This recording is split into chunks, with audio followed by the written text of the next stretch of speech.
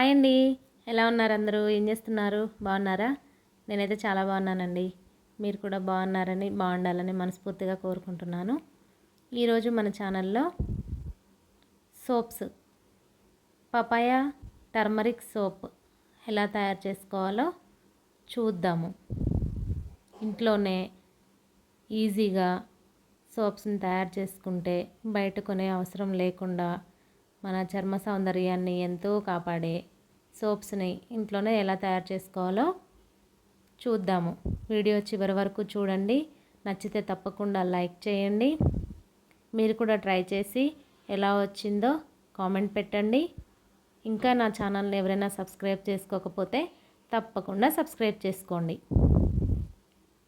మధ్య మధ్యలో కొన్ని చిన్న టిప్స్తో పాటు మనం ఈ తయారీ విధానం చూసేద్దాము. ముందుగా దీనికి కావాల్సిన పదార్థాలు ఒక 150 గ్రామ్స్ వరకు పపాయ తీసుకున్నానండి. కొలతల్లో చెప్తున్నాను, ఈజీగా అర్థమవుతుంది మీకు కూడా. నేను పియర్ సోప్ తీసుకున్నాను. పియర్ సోప్ వచ్చేసి 125 గ్రామ్స్ ఒక్కొక్కటి. ఒక పియర్ సోపు 150 గ్రామ్స్ 150 గ్రాములు పపాయ, ఒక 2 ఈ విటమిన్ క్యాప్సిల్స్, హాఫ్ స్పూన్ పసుపు. మనకు కావాల్సిన పదార్థాలు ఇవన్నమాట. వీటితోటి ఈజీగా మనం ప్రాసెస్ స్టార్ట్ చేసేద్దాము. ఈ పియర్ సోప్ ప్లేస్లో మనకి సోప్ బేస్ కూడా యూజ్ చేసుకోవచ్చండి. సోప్ బేస్ ఆన్లైన్లో అవైలబుల్ ఉంటుంది. అందరికీ సోప్ బేస్ దొరకదు కాబట్టి నేను నెక్స్ట్ ఆప్షన్గా పియర్ సోపుతో ఎలా చేసుకోవాలో చూపిస్తున్నాను. ఇదైతే మనకి ఈజీగా దొరుకుతుంది కదండి. పియర్ సోప్ అందరికీ అవైలబుల్ ఉంటుంది. పపాయ ఈజీగానే దొరుకుతుంది. పసుపు ఇంట్లోదే. ఈ విటమిన్ క్యాప్సిల్స్ ఒక్కటి తెచ్చుకుంటే మనకి సోప్స్ రెడీ అయిపోతాయి అన్నమాట. ఈ సోప్ బేస్ ఏంటంటే దాంట్లో అసలు వైట్గా ఉంటుందన్నమాట. దాంట్లో ఎలాంటి ఏమీ ఉండవు, స్మెల్ అలాంటిది ఏమి ఉండవు. అవి ఆన్లైన్లో దొరుకుతాయి. దాని బదులు మనం ఈ పియర్ సోప్ కూడా యూజ్ చేసుకోవచ్చు. గ్లిజరిన్ శాతం ఎక్కువ ఉన్న సోప్ ఏదైనా కూడా మనకి ఇలా సోప్ బేస్ కింద యూజ్ అవుతుందన్నమాట. ఈ పపాయ ముక్కల్ని చిన్న ముక్కల్లాగా కట్ చేసుకుందాము. చూసారు కదా, అలా ముక్కల్లాగా కట్ చేసుకొని వీటిని మిక్సీ జార్లో వేసేసుకుందాము. దీంట్లోనే హాఫ్ స్పూన్ పసుపు వేసి పక్కన పెట్టేసుకుందాము. ఇప్పుడు ఈ పియర్ సోప్ని చిన్న ముక్కల్లాగా కట్ చేసుకోవాలి. పీలర్ ఉంటే ఇంకా ఈజీగా ఉంటుందండి.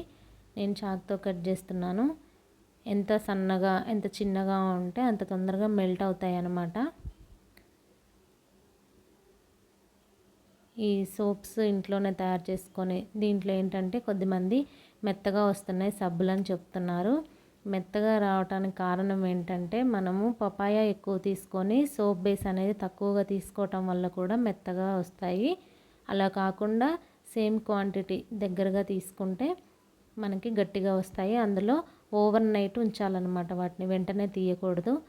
తెల్లవార్లు నైట్ అంతా ఉంచేస్తేనే బయట అలా పొద్దుటికి గట్టిపడతాయి సోప్స్.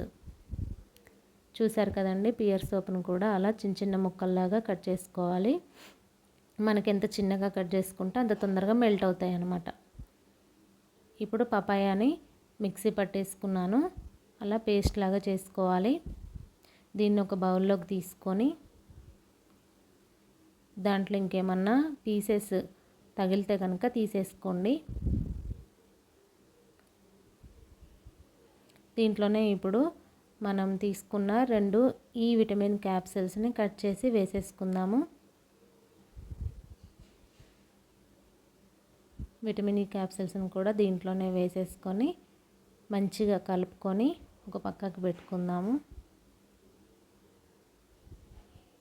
ఈ విటమిన్ క్యాప్సిల్స్ ఏంటంటే ఈ విటమిన్ మంచి మాయిశ్చరైజర్ లాగా పనిచేస్తుందండి సోప్స్కి, అందుకని వేస్తున్నాము. ఇవి అన్ని స్కిన్ల వాళ్ళకి పనిచేస్తుంది. దీనివల్ల సైడ్ ఎఫెక్ట్స్ కూడా ఏమి ఉండవు అన్నమాట. ఇప్పుడు స్టవ్ వెలిగించుకొని ఈ సోప్ మెల్ట్ చేసుకోవడానికి డబుల్ బాయిలింగ్ ప్రాసెస్ని వాడదాము. డబుల్ బాయిలింగ్ ప్రాసెస్ అంటే ఏం లేదండి, ఒక గిన్నెలో వాటర్ తీసుకొని పైన ఇట్లా కాడ ఉన్న గిన్నెలతో వేసేసుకుంటే ఆ నీళ్ళల్లో మునుగుతూ ఉండాలన్నమాట ఈ గిన్నె. ఇప్పుడు ఈ గిన్నెలో సోప్ వేసేసుకుంటే చిన్నగా మెల్ట్ అవుతూ ఉంటుందన్నమాట. డైరెక్ట్గా స్టవ్ మీద పెట్టకుండా ఇలా వాటర్లో పెట్టుకుంటే దీన్ని డబుల్ బాయిలింగ్ ప్రాసెస్ అంటారు. డైరెక్ట్గా స్టవ్ మీద పెడితే సోపు ఒకలాగా ఇదైపోతుందండి. సోప్ ఎప్పుడు కూడా డైరెక్ట్గా పెట్టకూడదు. ఇలా బాయిలింగ్ చేసుకునే వాటర్ పైన పెడితే ఆ ఆవిరికి సోప్ అనేది మెల్ట్ అవుతుందన్నమాట. చూసారా, చక్కగా మెల్ట్ అయిపోయింది. ఇప్పుడు దీంట్లో మనం తీసుకున్న పపాయ మిశ్రమాన్ని వేసేసుకుందాము. ఈ పపాయ మిశ్రమాన్ని వేసుకున్నాక ఒక 5 మినిట్స్ మంచిగా అంతా కలిసే విధంగా కలుపుకోవాలి. చూసారా ఎంత కలర్ఫుల్గా కనిపిస్తుందో. మన సోప్స్ కూడా అదే కలర్లో వస్తాయండి. చాలా ఈజీ ప్రాసెస్, ఇంట్లోనే ఇలా తయారు చేసుకోవచ్చు. నేను నా వీడియోస్లో వేప సోప్ కూడా తయారు చేసి పెట్టానండి. ఆ లింక్ కూడా మీకు పెడతాను, తప్పకుండా అది కూడా చూడండి. ఇలా మెల్ట్ అయిపోయిన దాన్ని మౌల్డ్స్లోకి తీసుకోవాలి. మౌల్డ్స్ అంటే వేరే ఏం తీసుకోలేదండి, నేను సిలికాన్ మౌల్డ్స్ దొరుకుతాయి, కానీ నేను ఇంట్లో ఉన్న వాటితోటే తయారు చేస్తున్నాను. మనకి ఎలాంటి పాత గిన్నెలు, చిన్న చిన్న గిన్నెలు, డబ్బా మూతలు అలాంటివి ఉన్నా కూడా దాంట్లో కొంచెం కోకోనట్ ఆయిల్ వేసేసుకొని అలా అన్ని పక్కల రాసేసుకొని దాంట్లో ఈ మిశ్రమాన్ని వేసుకోవడమే. ఈ మిశ్రమాన్ని వేసాక వెంటనే కొద్దిగా ట్యాప్ చేయాలన్నమాట. పైన ఎయిర్ బబుల్స్ ఏమన్నా ఉంటే వచ్చేస్తాయి అన్నమాట. లైట్గా అలా వేయగానే కొద్దిగా ఒక్కసారి మనం వేసిన మిశ్రమం ఉన్న గిన్నెల్ని కొద్దిగా ఒకసారి ట్యాప్ చేసుకుంటే పైన ఎయిర్ బబుల్స్ వచ్చేస్తాయి. ఇప్పుడు ఆ ఎయిర్ బబుల్స్ని చిన్న క్లాత్ తోటి తీసేసుకోవాలి. తీసేసుకున్నాక దీన్ని ఓవర్ నైట్ బయట ఉంచినా లేదంటే ఫ్రిడ్జ్లో పెట్టుకున్నా పర్వాలేదు.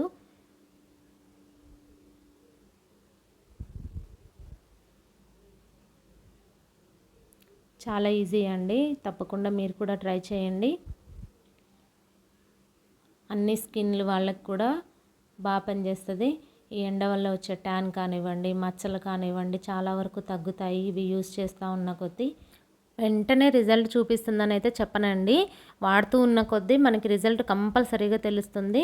పపాయ కానివ్వండి, మనం వాడిన గ్లిజరిన్ కానివ్వండి, ఈ విటమిన్ కానివ్వండి, అన్ని స్కిన్కి చాలా మంచి బెనిఫిట్స్ ఇస్తాయి అన్నమాట. మీరు కూడా తప్పకుండా ట్రై చేయండి.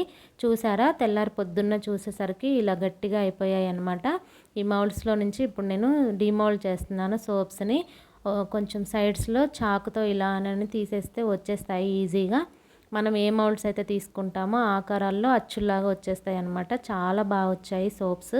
మీరు కూడా తప్పకుండా ట్రై చేయండి. ఎలా వచ్చిందో నాకు ఒక కామెంట్ పెట్టండి. మళ్ళీ నెక్స్ట్ వీడియోతో మళ్ళీ కలుద్దాం. అంతవరకు బాయ్.